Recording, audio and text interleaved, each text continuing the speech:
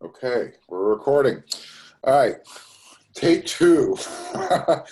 We did this the other night, but we had some technical issues. So, joining us again, we have Justin Hiyata, who is the head of analytics for the USC men's Trojan basketball team. Welcome back, Justin. Thanks. Let's just jump right in, Blake. And Scott might be joining us later. Brandon Ryder might jump in, Josh, who knows. But tell us what you do for the team briefly, and then what role, how much of a role analytics plays with the team. Right. So basically I think if you look at the NBA level, you have a lot of teams, probably every team that has like full departments devoted to analytics and just trying to find any strategic advantage that they can. That's not really as prevalent at the college level, at least in an official capacity. I think I kind of got the idea for it when I first read a story about a guy who was doing it for Purdue. I ended up actually reaching out and getting in contact with that dude. Had some good chats with him. And then so he kind of spurred me to just reach out to SC and see if that was an option, see if they had someone like that. Ended up linking with Martin Bahar. And that happened around like last September. Process kind of steamrolled. I got brought on around mid-October. Mm-hmm. And I've kind of been with the team ever since. Martin left around the New Year's to become an assistant coach at the University of San Diego. So props to him. I'm sure he's going to do a great job there. And so I think I would say since then, that's probably like the tipping point, or probably when I would say I really started taking off and kind of helping the team and actually having a voice. So how did you actually introduce yourself or get introduced to Coach Bahar? Right. Honestly, like I had to do it myself. Oh. It wasn't something where they had like a job wanted offer. Honestly, I don't even know if some of the coaches know this, but because I was really the only one I talked to at the beginning was Marty. And, I connected with him on LinkedIn, which for anyone who's like young watching this, like highly, highly recommend that. I guess like people say it's like Facebook for adults and like it's a joke, but it's honestly serious. Like you can meet so many people and like honestly, some people will like actually connect with you and reply. And it worked out for me. So, and that's how I connected with the guy from Purdue also. So I would highly recommend that for any viewers watching. But anyways, yeah, I connected with him. I basically told him what I did. He said he was interested, especially since back then he was the director of scouting. I just sent him some work that I did, what I could do. Mm-hmm. And it kind of steamrolled from there. We never even had like a sit down interview. Like he told me just come meet me at practice. And then after that, he just told me there, he was like, oh yeah, we're hiring you. Like we're bringing you on. So it was, yeah. So, really it was cool because I think that's why I've gained so much respect for the coaches and stuff is because like, they don't really care who you are, how old you are, whatever, like doesn't matter to them. As long as like you do good work and like you can help, like they're going to give you a chance and they're going to respect you for what you do. So, that I think just from day one, that spoke volumes to me because they didn't even need to have a sit down interview, talk to me at all. Like Marty basically cleared it. The coaches said, let's do it. And, 6 months later, it's been great. Justin, as you sort of got introduced and then, like you said, earned the respect of these guys by just doing good work, what were those conversations like with, let's say, a Coach Enfield or Coach Hart when they sort of started to figure out what you were doing and then obviously to see that it was working? Right. So I think at the beginning, I would say it was definitely slow. Like I said, like I think when I got brought on in mid-October to like basically New Year's, I felt like I was like a turtle. Like I was just slowly every day just trying to talk to someone. And it's intimidating, at the beginning because I think coming in, I'm 21 now. Back then when I started, I was 20. I don't know if they have anyone at any program in the country, someone as young as I'm doing, that's like working with a program as closely as I am. And so, you just look back, whatever, 5-6 months ago, I was watching these dudes on TV, and stuff like that. So I think it definitely was for me. I think it took time But slowly, I think you just have, and I think that's going to be like it with any job. I mean, with you or anyone else watching, like you kind of just have to slowly get a foothold. And I think once you have that foothold, you got to bust through that door. Like once you gain that little bit of respect, you got to push it and you just got to keep going, because like otherwise it's like you don't want to lose any momentum. And so for me, like I think for me, it kind of just started with just showing the work I could do. And then I kind of started to expand out as the season went on. I started going to high school games. I started to evaluate and just report back, like when the coaches, especially when I knew like they were going to be on a road trip, or when I knew the coaches had told me at practice they were going to be busy. Like I would purposely go to a game and tell them what I saw. And I think that's the biggest thing. And I think that's why it helped, because like for me, you know what, I'm like a 20-year-old student, I lined up my schedule nice. I only had class 2 days a week. Like I don't have a girlfriend. Like I didn't have anything better to do. These dudes have wives, families, much longer commutes. So I think again, like I'm just on a personal level, I think they appreciated the amount of time and work I put in. So I really believe, like, I think if you work hard at anything enough, like people will, even if they don't like you, they'll respect you minimum. I think that's the biggest thing. I was just going to say, if anything, the biggest takeaway for this, for all you young people out there, this young man's got some hustle.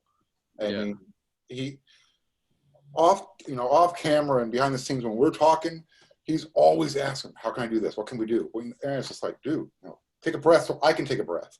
Mm-hmm. So there's a lesson there. If you work hard, as Justin was saying, good things will happen. Sometimes you got to take no to get a yes. So just keep knocking down those doors. Yeah. I mean, you can't be afraid. You know what I mean? Like if I don't reach out to Martin, it's never going to happen, period. He could have said no, and that's that. And it's not like I haven't been turned down for other stuff before, but it's like, if you never even ask, you're not even giving yourself that opportunity. So you might as well try, because you know what, at the end of the day, someone's going to take a chance on you. You know what I mean? So I think that was just kind of the mindset I had. And now it was just like a let's just see what happens and go from there. Justin, what were your conversations like with the players as well? Right. So the players, that was a little more, I really didn't get the ball rolling, I would say, until like conference. But I think as the coaches started to kind of understand, what I could do and how I could help, they started telling the players, like, especially with like Coach Mo, with Isaiah on the team. I talked with Isaiah a lot, just telling him, how I could help him. And that especially we knew that like O was going to leave for the draft, and we knew that Nick was going to graduate. So we knew I guess now it's this upcoming season is going to be huge for Isaiah.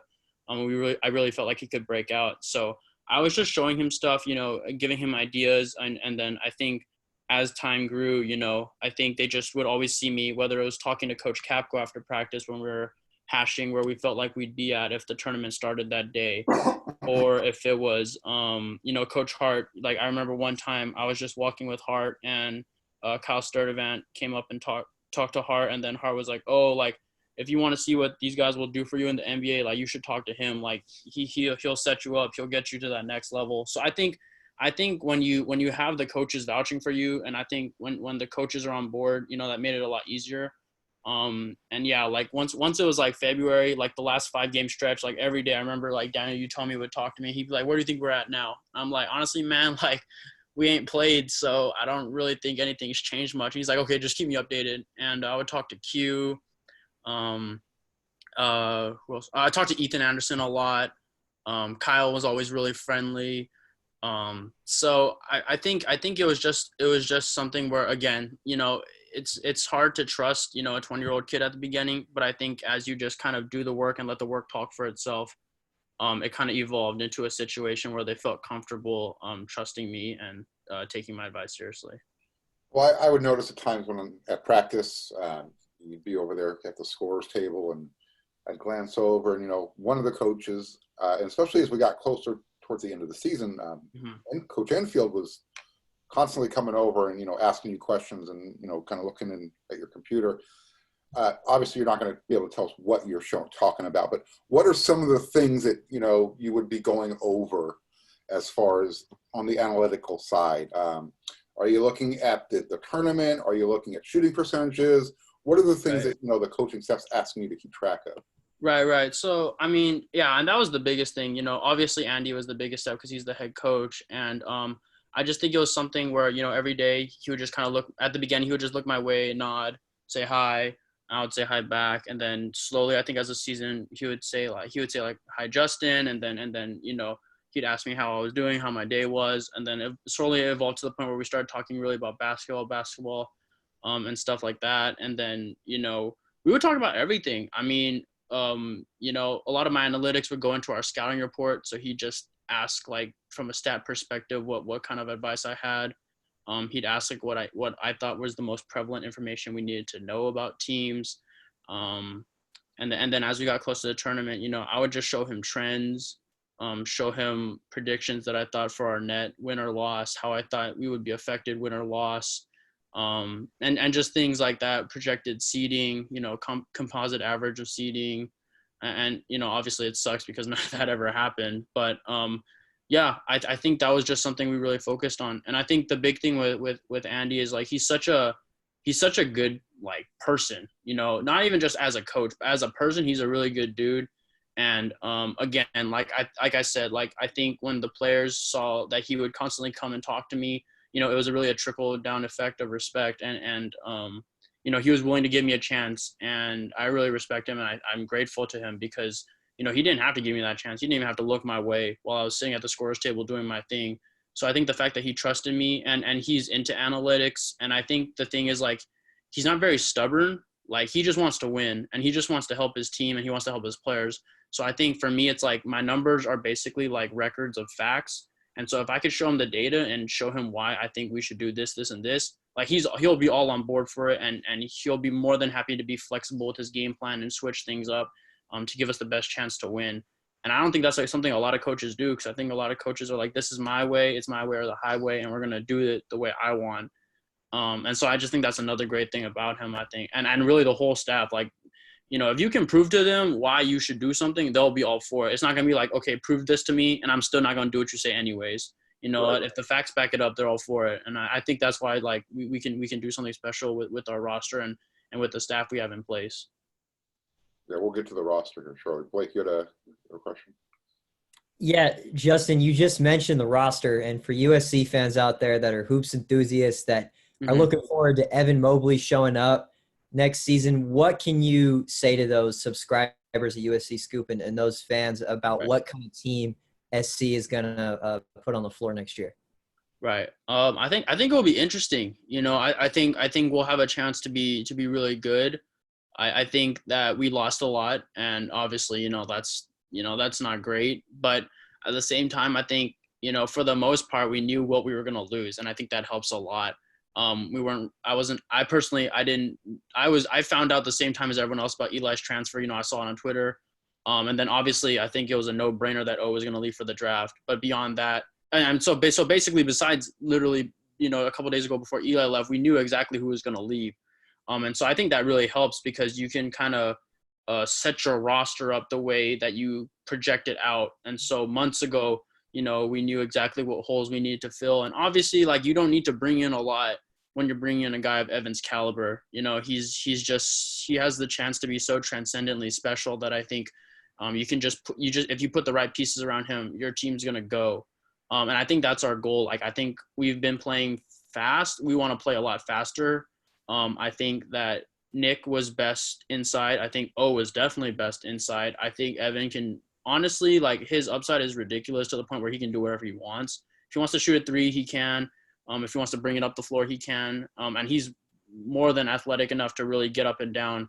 So I think personally, like, this is the closest that SC is going to be to Dunk City, or at least like the closest we've been since we had like like Julian Jacobs, because Julian Jacobs was a really fast point guard and he could really go too. Well, and not to cut you off, but that's what makes, Weaver's exit so weird. It's almost like that offense, the way you're describing the offense that they were going to look at for this upcoming season, it fits him to a T, because he's not a shooting guard and he's not a point guard, but he's a facilitator. He's a slasher. He's a guy, if you get the ball in his hands on the wing, he can get to the rim on his own. So, for him leaving at this time, I don't know if you've had a chance to talk to the staff and how much you can even or want to share. Maybe it's not up to you. But, this has to kind of reshuffle the deck because, they kind of lost a little momentum with the recruiting when Zaire chose. Let's just say he chose to go to Stanford, but he got accepted to Stanford. I don't want to say USC was his backup plan, but USC was his backup plan. So there was kind of a little bit of a stall in the momentum going forward. Yeah, Evan is a great addition. The young man from San Gabriel. Yeah. Thank you. Couldn't spit it out. There's some good players coming in, but now there does leave a void, especially in the backcourt. Where do we go from here? Right. Yeah. So, I mean, like I said, I think with Eli, I mean, I really found out like everyone else. Right. I've been running projections since the season ended, and anything I would send to the coaches, they were always with the expectation that Eli would be on the roster. So, I mean, honestly, at least for that scenario, I really don't have a lot of more answers than I think any of you guys do. I would say that I'm disappointed like everyone else because I think more than anything, just being around him at practice every day, he had a really fun personality. He was another one who would always, I would talk to sometimes, and he was really nice and respectful. So I would personally, on a personal level, I was disappointed. But at the same time, it's his decision, it's his life, it's his choice, and I think that if he felt like that was the best option for him, then go for it. Well, it's not going to take him long to find a landing space. Oh, absolutely not. No. He's already heard from 20 plus schools per Evan Daniels. In fact, Marquette, DePaul, Oklahoma State, Texas A&M, Iowa, and FSU are among those schools. So. He'll land at another premier, Power 5 D1 team for sure. He's a really talented kid, really special kid. Hopefully we'll find out why he's leaving, though, because if he's going to one of those schools, obviously it's not because of the pandemic and wanting to be closer to home. There's something going on. Yeah. Sorry, go on. I see. Yeah. I mean, I know Florida State was mentioned, and he's from Florida, so and again, I'm really not sure what went into his decision and why. Odd time. But you know what? The pandemic is crazy, and if he transfers to Florida, Miami, Florida State, anywhere, just back, even if it's just like a Georgia or something, just somewhere in the SEC where it's much closer to Florida than California is. I completely understand that, and so, like I said, I think with him it was just, I know he's a good person, I know he's going to be a good player, so I think I'm obviously disappointed he's not going to be around our team next year, but I wish him nothing but the best. I don't have anything bad to say about him. Absolutely, couldn't have said it better. With him leaving, and I think even if he were still on the roster, Ethan Anderson is a guy that was definitely going to have more of an elevated role next season. So obviously with him gone, now Ethan's role gets even bumped up even higher. And I know, last season as a true freshman, he had games where he didn't score. He scored, a basket, but he had 12, 13 assists. So from an analytical perspective, what does Ethan need to do this next season, you think, to take that next step and sort of fill this void? Right. So, yeah, I mean, I think it was very interesting because I think if you look at Ethan's stats, it was very peaks and valleys. I would look at it, his assist percentage was elite and his turnover percentage was not. And overall as a scorer, it wasn't elite, but as a defender, he was. And so I think for him, it's just about correcting a couple things that could really tremendously elevate his play, starting with the turnover percentage. And I've told him that. And then the other one I really focused on with him was finishing around the rim. I told him, especially with your build and your athletic ability, I think people look at you and they don't expect that you can really get up. I told him sometimes I feel like you're expecting contact too much. And that kind of and then you don't get that foul call. And so you're missing layups because of that. And, I told him a lot of times, the refs don't give you credit because you are a big point guard and you are getting hacked, but because you're a big point guard, they're not giving you those calls. And so I think that's going to be a focus point for him as well. But I was really encouraged by the fact that he actually did have a pretty decent 3-point percentage, despite the fact that how disrespectful teams were by how much they were sagging off of him. If you look at his 3-point percentage, it's really not that bad. No. And obviously free throw percentage is something else to work on. But I think with the elevated role, and I think I think he was really deferring last year and being a good point guard, a true point guard. And he was giving O looks, Nick's looks, Jonah, Daniel. Like, he was by far the fifth option on offense. So I think for me, it's like I just want to look at the analytics and really show him where he scores good at. And I want to emphasize that because I don't want him to lose, his innate passing ability. But I think he's best when he's trying to score the ball because he makes himself more of a threat, which then opens up the floor for the others and they can score. And he can still get those assists. But he's just more of a dynamic threat. Like when we went into Pauley and we beat the Bruins at UCLA, like that was one of his best games because he was aggressive and he was scoring, especially in the first half. And so I told him that, like, even if you just go hard for 20 minutes and then you take the gas pedal off the second half, or you go hard in the second half and you're not as aggressive as a scorer in the first half, just be more aggressive as a scorer, period, because I think we're at our best when you're looking to score. And then, if they block you off at the lane, then kick it out for the assist. So I think for him, it's just a learning process. I think he got a lot of good experience as a freshman starting point guard last year. And I think I'm really excited to see what he does this season because I think he could really show up on the radar nationally and really surprise some people with how good he could be.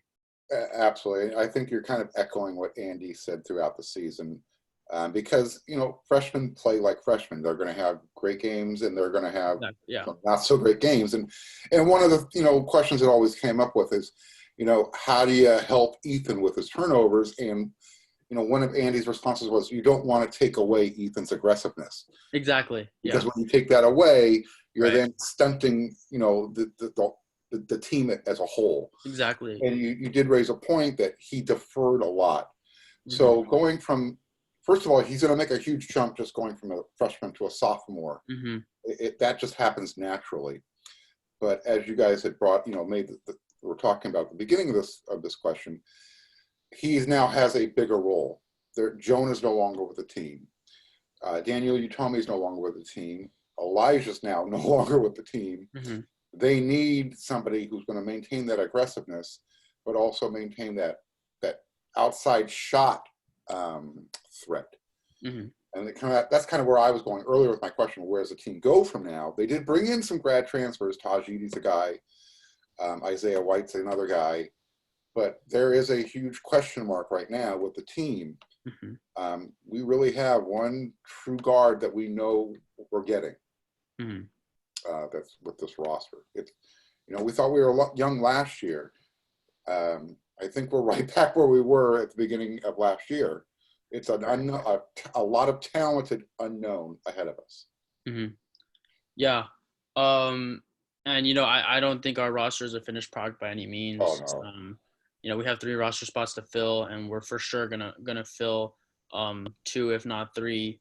And obviously, the backcourt will be a focus. But at the same time, I think the beauty of our team is that we have so much versatility that we can survive losing a guard because I think we're gonna have one of the best point guards in the conference with Ethan. We brought in Taj. He had a kind of a down year last year, but Santa Clara was going through some stuff. His minutes were fluctuating. If you look at the last consistent year he had in terms of his minutes being consistent, he played really well for Santa Clara, and he kind of started to get it back together too towards the end of the season once the coaches reinserted him back in the starting lineup. I don't know why they took him out, but once he went back in, he went back to doing his thing that he did the year before. So I think he's really going to help us, give us a spark. But, I don't think you're going to find a more skilled 5-man in the country, at least in the incoming class, than you are with Evan. I think we could use Isaiah in some really unique roles as a high post fulcrum. So yeah, I want to obviously add more ball handlers. I want to add more guards, but at the same time, in terms of passing and the way we can move the ball, I'm not super concerned because I think, especially with the Mobley brothers and just the general chemistry they have already, and the fact that each of them can, utilize their own skill sets to serve as secondary distributors, I think we'll be in good shape. And I think that's just something we're going to have to do, and it's something we're excited to try.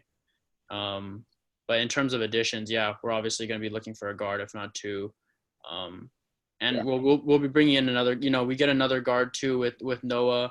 He'll be eligible.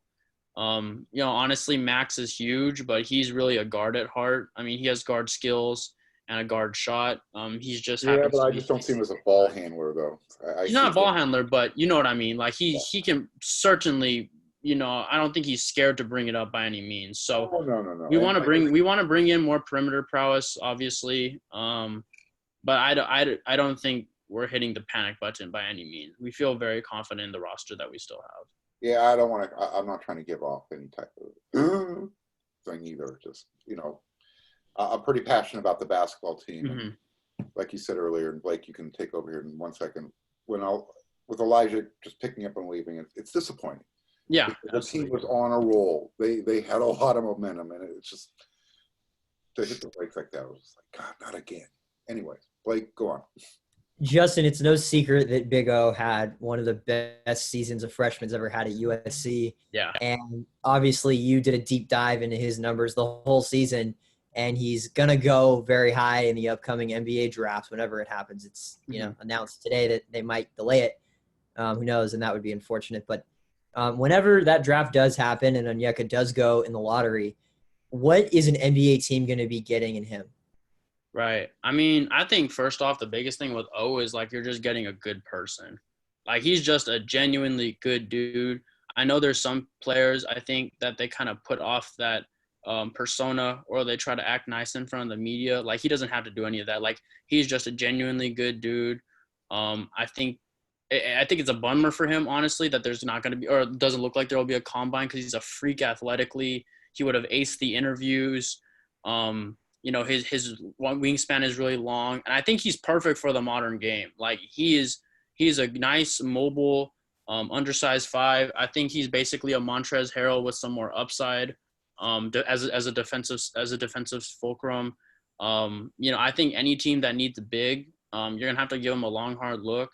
I get the appeal with a guy like James Wiseman, who's 7'1" long. He's athletic too, but I think if you just look at what he did throughout the season, he didn't bail on his team, and he played well throughout. He consistently produced, and I think if you can bring a kid like that in who doesn't need to be coached up as a person, he can come in, he can be mature from day one. He's played with the Ball brothers in high school. He played in a big market for college. He's ready for the spotlight, and I don't think anything is really going to faze him. And I think he's more than fine to just do his role. He's egoless, and so I think he's just going to come in, rebound, defend, hustle. I mean, he hustles hard. He brings energy in practice every single day. And just from there, I think if he gains even just a 15 to 18 foot consistent mid range, and his free throw percentage certainly suggests that is going to be a possibility for him, I think it'll just make him that much better. But honestly, I mean, like, at worst, he's going to be a guy like Montrez or any of those other kind of bigs that are kind of relegated to the post and rebound and defend the interior. But I think he has the upside to be much more, and I think that's why he's so exciting and why he could easily go in the top 5 to 8 picks in the draft. That's a really good comparison. I think the Harrow comparison. You're a Clipper fan. You mentioned Wiseman. If the Warriors in particular, just with their team needs in mind, get the number 1 pick, should they consider taking O at that number 1 pick? Personally, that's a really tricky question. I think just because, especially when you're looking at a team like the Warriors, they have the best backcourt in the NBA when healthy, and so they are in a win now mode. And it's tough because I personally believe that the overall as a prospect, I think the best one would probably be Anthony Edwards out of Georgia, especially because I had the chance to see him live, and he's just a tremendous prospect. I think you certainly consider you certainly consider Wiseman. I think if I'm the Warriors, I would probably trade back personally, try and recoup a little more assets, because it wasn't just the fact that Steph and Clay were hurt. They ain't got no bench. Iggy left, or I mean, he didn't leave. I mean, they traded him, and then Sean Livingston retired. Kevon Looney was always hurt. And so I would probably say trade back a little bit to like maybe 5 or 6, try and recoup some assets, and then go get O. Because then it's like you're still getting a really good player. You're not reaching, and you got more assets and O would be perfect around Steph and Clay, because like I said, he's egoless. He'll rim run, he'll defend for them, and he's a perfect lob threat. Do you think the Lakers just got done putting their team together through the draft? You take when you got the best pick, you take the best player in the draft. Your NBA teams today are built through free agents. They're super teams. It's players behind the scenes saying, we're going to play together. Let's go over here. Let's go win a championship. Let's get paid, and then we're going to go over here. I don't think this whole slotting back and forth. I don't know though, because I'm picturing a guy like Big O, a guy that can play the 5 at the NBA level with Draymond, Steph, and Clay, and then as Justin you mentioned, trading back because you don't need to be at 1 to take O. You can trade back 6 or 7 and get a wing or get another asset, and then get 2 guys that can be in your starting 5. Well, and I think the thing about the Warriors – oh, go ahead, Mark. I was just going to say, look at the Lakers. Did they build their team through the draft? Yeah, but you got to look at the Warriors. They are the ones who built their team through free agency. The Lakers built their team – Mark, the Lakers built their team to the draft and a trade because they drafted all those guys and they traded. How many times did they have to end up as a shitty team, though, to make this Anthony Davis, LeBron James thing finally come to fruition? No, I get what you're saying, but you got to look at the Warriors. They drafted Steph. They drafted Clay. They drafted Draymond. They drafted Looney. So I think you're looking at a team that's very well run from ownership on down. That's just how they do things. Whether they keep doing things like that is a different story because Jerry West left for the Clippers. And I know he was very instrumental in picking Steph and Clay. But I do think they are one of the few teams that really do emphasize the draft and they try and build that way. So I like that, honestly. So personally, I wouldn't shock me to see them do something like that. And just in terms of culture, I think O is a much better fit than James Wiseman is. So that would be an awesome place for him to go. And especially with it being still in the Bay, you know, I'm sure SC fans would love to see him play relatively close and still in California. But yeah, I think, like I said, I think they're going to get a tremendous talent, better person. I think any team will be lucky. And I think any team that has a big man need would seriously need to consider him as their top big, period, regardless, power forward, center, you know, even with James Wiseman and Obi Toppin up there as well. You know, you got to just look at what O did and against the competition he did it against and how consistent he was throughout the season. There really wasn't a point where he dropped off and really hit a wall per se. He was pretty solid throughout. And Mark, I would say too that I'm not disputing, and I don't think anybody would disagree with me. I don't care. And we do, but I'm saying the NBA is definitely built around free agency. I think more than anything, when you look at who's on the market from summer to summer, that sort of determines teams' thoughts about potentially tanking, potentially making certain trades. When you look at the next big guy coming up would definitely be Giannis. And if Milwaukee doesn't win a title or show that they're capable of winning a title, you know, he's a guy that may look to go to a big market. So free agency is definitely a part of it. You both bring up a good Golden State. They have a great front office. So they're doing things. When you have a good front office, you're not going to go through those bad cycles as long as if you didn't have a good front office. The Lakers are a perfect example of that. They were very dysfunctional. Yeah. But they finally, for whatever reason, everything finally came together. But it took them how many drafts to get, hey, we got this good player, let's trade him to get this. And it finally just, I don't know if behind the scenes everybody said, hey, the Lakers can't suck forever. We're losing market share, whatever. And they came together. That's my conspiracy. Well, the other thing with the draft is you have guys like James Wiseman, who there's no doubt when he's on the floor, which we didn't really get to see him a lot on the floor at the college level, but is a freak. But there's so many questions that you just don't know how guys are going to transition. And a lot of that has to do with fit. And a lot of that has to do with the culture. And that's what's so interesting about Golden State at number 1. I mean, that's the first team at number 1 in so long that, you know, has a good culture. But well, yeah, we'll see what happens. I mean, let's see what happens when the draft is. And heck, the NBA still has a season to finish right now, so hopefully. What else we have going on with the team that you? There's really no AAU going on, so we can't talk about any of the recruits you'd like to go out and scout. with that, what are you doing to keep yourself occupied? I know you got finals coming up next week, but Yeah. what are you doing to keep yourself occupied when you're not looking at basketball or studying? Honestly, I mean, I think it's just like any other normal kid. I just, I'll play games. Um, just the usuals, the Fortnites and stuff, or I'll, you know, honestly, it's a tough because I would say beyond just, playing games with my friends and keeping in touch with them that way. Like, I mean, I live and breathe and like, it's just basketball is like, it's just synonymous with me. And I think, again, like you said, like sometimes you need a break from me because I'm always like, I'm full go. And honestly, that's like what Coach Hart I said. want to clarify something so you don't take that the wrong way. No, I didn't at all. Okay. I was just putting into context that you hustle your ass off. That's Yeah. all it was. And it was a little bit of hyperbole. It's like, hey, I can't keep up with this guy. I mean, the coaches say the same thing. Like Coach Hart was like, hey, like we need time to kind of reset and recharge. We need some time off to kind of get right. But I think for me, it's just like I'm full goal, all the time, 24/7. And I think that's the thing is like, I'm like, especially for me, like when I'm passionate about something, when I really like something, like I'm working, and so, I just find things, I find projects. I'm just always looking for, new edges, new strategic advantages, no matter how crazy they might be, I'll follow up with them. I'll look into it. I'll do research. And, the time just kind of, flies by, just by that, and I think that's the thing, like you have to really like the grind, and you have to be willing to put the work in. So for me, I do.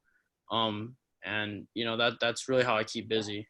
I do actually have another question that just popped in. How hard is the staff still grinding right now? Talk about that? Yeah, they're working hard. I mean, I know they are. Between finishing up the schedule, the non-conference schedule for next year. Obviously, we still have roster spots to fill. Recruiting never. I think the big thing is like, there's an off season, but especially if you're part of the staff, you really don't get a break per se because you're always recruiting. Whether it's the transfer portal, high school players. And, it's not just the seniors, you got to look at now you got to look at the 21 class, the 22 class. Now, even the 23 class is rising sophomores now, for whoever's starting to finish up school. So I think it's really a progress. And I know they're working hard. And I'm certainly trying to do my part evaluating talent. And, just reporting back to what I think personally, how I would prioritize certain recruits and stuff like that. But in terms of workload, yeah, I mean, I don't really think there's an off season. If anything, like you might argue that it gets busier in the summer just because then you can go full go in recruiting. And there's just so many different players you can reach out to and recruit. At least in the season, it's kind of like you're just locked in on the current team and then you'll recruit when you can. So I mean, and now it's just, it's a little different, in terms of not having the AAU, but I know they're still texting recruits, calling recruits and doing all of what they're allowed to do, at least during the dead period. Cause obviously the NCAA has rules set up for the dead period, however long it does last. But yeah, we're certainly pushing and looking to fill the roster spots however we can. Justin, you've obviously reached an interesting and intriguing point in your career at a really young age. Mm-hmm. When you think about the future, the long term, what's your goal? Right. So that's interesting. That's something I've given a lot of thought to. Obviously, I think this year was really just like a prove it year for me. Just see if I could hang, see if I liked it. Because I had some experience working with some. I worked for a private firm back in Philadelphia when I was a sophomore in college that did like third-party NBA scouting. So they assisted different front offices. And so I think from there, that's kind of where I got my love of scouting. That's really when I started watching high school kids, honestly. And so that just kind of evolved to the point where I started working with a college team. And originally my plan, being transparent and honest, was I wanted to use it as a trampoline, a launching platform to kind of get to that next level, work in an NBA front office, be a GM. That was always one of my goals. But I think I really loved like the college scene. And it's so much more of like a tight knit, squad. It's really just like, it's me. We had 2 grad assistants, the 3 assistant coaches, Coach Enfield.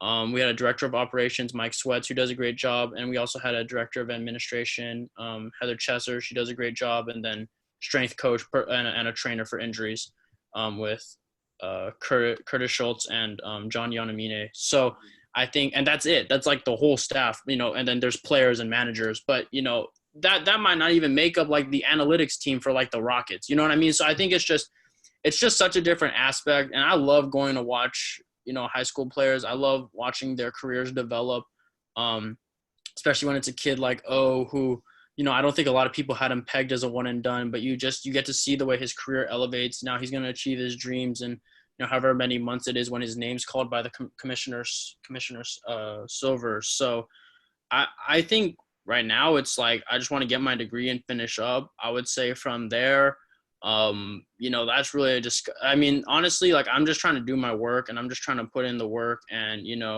I've already talked to some of the coaches and they said they'd be more than happy to vouch for me to the athletic department. At the end of the day, I think it's going to be a decision for Director Bone, Mr. Sosna, and them. That's really a choice that's going to be made by the up and ups and the higher ups of the athletic department. But I'm certainly hopeful. I would love to do maybe be a grad assistant. We had a couple. Special shout out to Nick Hamilton. He just got into a doctorate program at Pepperdine. Oh, really? So really happy for him. He's a super good dude, one of the smartest guys I've ever met. So I'm really excited to see what he does for that doctorate program, especially because it's in education. So props to him. And then our other grad assistant, Kurt Karras, not sure what he's going to do yet, but obviously hoping he sticks around as well. So that could be a path I follow once I graduate. Or I could just maybe slide in with the staff in a different kind of support staff role. Or we'll just have to see what other options are on the table. I'm open to anything, but obviously I'd like to stay with the team. But again, like I said, it's really something that I don't think it's going to be my choice. I think if I have the opportunity, I would absolutely stay with the team. So it'll really just to be about what they offer, what they want to offer, and if they even offer anything. And then I'll kind of just reassess my options and go from there, I would say. Well, as you know, we had Mike Bone on one of our shows earlier, and he's all for looking at adding any additional resources to the basketball program to get them where they need to be. We have him on record saying that, so yeah. We'll see where that goes. Yeah, so. and he's a great guy. He zoomed into one of my classes. I love his energy, and I think that's really all you can ask. I respect him because he came to our, he comes to our games. He was ringing that victory bell at our home game against UCLA. So, I mean, really, at the end of the day, I think that's all you can ask for us. But I know we're technically, most people consider us a football school, but I think our basketball program is really on the rise. And I know, especially coming from Cincinnati, who's, there's been seasons where they were like the 2 seed in their region. So, I mean, Cincinnati has really developed a strong, basketball team. And obviously a lot of credit goes to Coach Cronin and what he did there. And they were still on the bubble again this year, and they should be again next year. So I think what Director Bone really did at Cincinnati, developing that basketball program, I'm excited to work with him over the next, at least this year, and then hopefully in the coming years to see what we can do out here in LA. Agreed. Blake? What year are you at SC, Justin? I'm a third year. This is my third year. Yeah. Transferred in last winter semester. So third semester at SC, third year overall in college. Did you go to a 4-year before that or a? I did. Yeah, I went to San Diego State. Yeah. Got it. Oh, cool. Okay. Well, congratulations on all your success, man. I appreciate that, man. Awesome. Yeah, I'm a fellow transfer student, so awesome. That's great. I'm with you there. Yeah. It's I would say from one transfer to another, I would say that first semester I'm not gonna lie to you, it's rough. No disrespect to SDSU, but the academic rigor of SC it's a different beast. So I would just say, like, the personal advice I can give you in terms of the rigor at USC, I would just say from day one, you got to step in. Your mindset has to be locked in, from syllabus day on. Cause I think especially that first semester where you're not really sure what to expect and you don't know you don't have the experience of how hard those tests are going to be. You really kind of have to be in that mindset of like, okay, I got to, get all the participation points I can, attendance points, anything easy immediately off the bat, just so I have a cushion. And then really you got to study your ass off for those exams. But honestly, like, man, I think you're going to do great. And personally, like, I think the great thing about SC is like, they give you resources. Like the counselors are the best I've been around. They will help you 100%. Honestly, the students are usually pretty nice. Like they'll make like group chats and stuff to help, study together and stuff. So I think the big thing I would say is just, day one, be diligent and just be friendly. Try and make friends with people in classes. Try and study together. It's a lot easier. It's a lot more fun. I'm kind of a hypocrite because I honestly don't really do that, even though I should.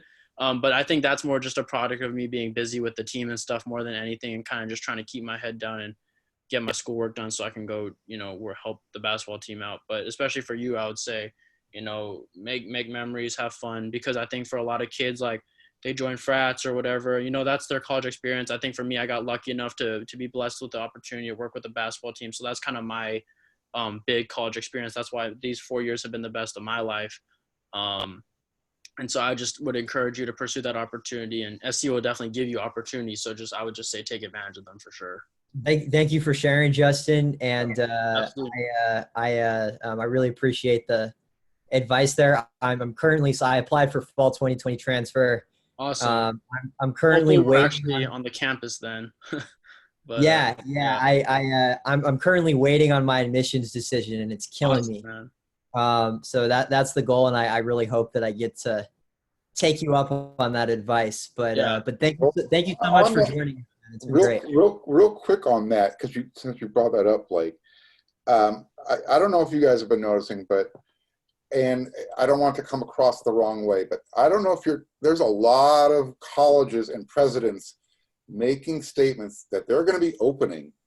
I saw ASU made a statement today. I saw something about Iowa. Iowa's doing something. So, personally, I haven't heard anything about SC. Here's what I've heard about SC, and I want to bring it back to what Blake was saying. He's waiting to hear back. Mm-hmm. At this point, maybe SC is saying, you know what, we're just going to keep everything online because we could register as many people as we want now. We could recruit some tuition money. Mm-hmm. We could virtue signal and say we're keeping everybody safe and healthy. But I guess what I'm really getting at is eventually there's going to be some pushback because you want to be on campus. There's other students want to be on campus. Right. When do you think there's going to be a crack in the dam, so to speak? Because everywhere else we're starting to see a little pushback. Mm-hmm. Right. Here we're getting a little, let's take our time and make sure everybody doesn't have any sniffles and nobody's coughing. And when everybody's completely healthy, we'll come back. Right.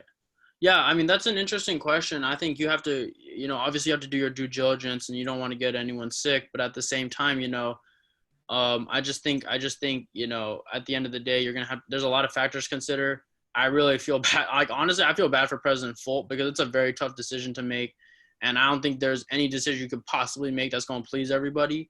So I'm just hoping and praying for her that she makes the right one.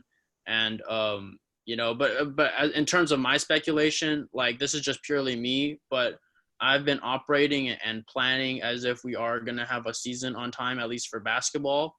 And it seems like a lot of other colleges are starting to announce that they might put students on campus in the fall. I know on the other side, Cal State Fullerton a little while ago had already said they were going to be online for the fall. So I'm not really sure what it'll be like on a case-to-case basis. Obviously, SC is a bigger stature than Cal State Fullerton, so I'm not really sure how long they're going to have to postpone that decision. But I mean, I think for me, just the big thing, I'm just going to keep my ears open, keep my mind open, and just try and be as open-minded as I can be about the situation because like you said, there's obviously pushback. Obviously, I want to be back. And to be completely honest, like I think it'd be whack to have a season without fans. Like I think that'd be here's my weird. ultimate question, and Blake, you can chime in as well. You guys are, I'm talking to the demographic that goes to college, that lives at college. You know, what's the overall poll? Do you guys want to be back, or is it more of a fear factor? What's going on? Go Because first. I have some really strong opinions on it. Mm-hmm. Yeah, go ahead, Justin. Well, for me personally, I'm just kind of the mindset, like I just think it's such a delicate situation. I think you just personally, for me, like my mindset is like I'm just gonna let everyone speak their mind, and I'm not gonna make any judgments, because I don't know whose family, I don't know which kid commutes from home and he lives with his grandparents, or maybe his sister or brother is immunocompromised, maybe his parents are. Like I don't know what you're going through, so I'm not gonna tell you what to do. Personally, for me, like once I get the go ahead, I would love to be, back in classes. It does seem like we're starting to make some breakthroughs in terms of medicine. So obviously that's very exciting. I know there's not a vaccine yet, but I've been seeing stuff that like some clinical trials for some drugs have been pretty effective. So that's exciting for me. I mean, Mark, you've had conversations with me. I'm a very optimistic person. And so obviously I'm hoping for the best. I just think it's such a tricky situation. That I really, honestly, I treat it like politics. Like I just avoid talking about it. Like if people aren't going to bring it up to me, I'm not going to talk about it, just because I think everyone's in a different situation. Personally, for me, I like, was looking for a general feedback. yeah, I would say personally for me, like I want to be back on campus. I do. Honestly, like I think the classes have been easier or more manageable online, to be completely honest. But just in terms of the student atmosphere, student environment, and just being able to interact with people that aren't my family, like, yeah, I would say I want to be back for sure. Blake, what's your opinion? Yeah,